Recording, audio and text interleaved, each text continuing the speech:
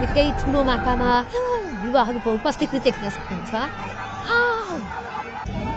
दर्शकवृन्द दुर्गा प्रसाई आफै गाडी चलाएर अगाडि बढ्दै हुनुहुन्छ।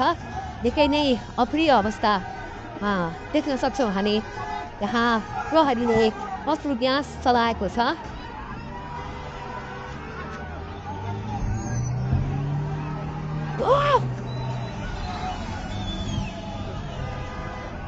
यो 3 कुनेको सडक हो।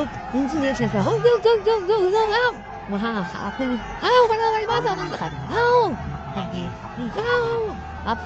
गाडी चलाउँदै अगाडि बढिरहेको छ। हामी दुर्गा प्रसादले अगाडि बढिरहेका छौँ। निकै ठुलो मात्रामा युवाहरूको उपस्थिति देख्न सक्नुहुन्छ।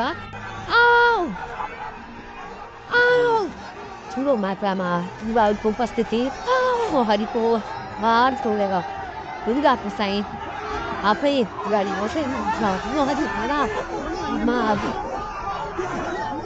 प्रहरीलाई गाडीले खेलेर दुर्गा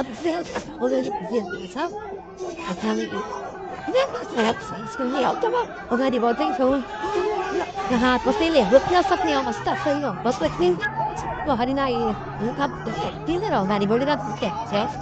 प्रहरी गाडी कुद्छ माथि पनि कुद्न यो दुर्गा प्रसाईले प्रहरीको एक क्लियर तोडिसक्नु भएको छ र अब अगाडि सशस्त्र प्रहरीको टुनिरहेको छ। अगाडि बढिरहेको छ। यो गाडीमाथि प्रहरीले हुँदा लाठीचार्ज भएको छ।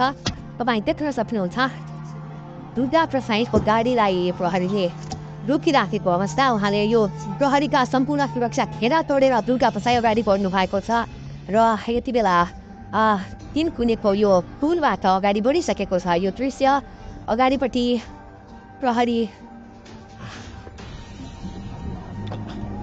प्रहरीका घेरा तोडेर दुर्गा प्रसाई अगाडि बढिराख्नु भएको छ। हामी यो दृश्य देख्न सक्छौँ।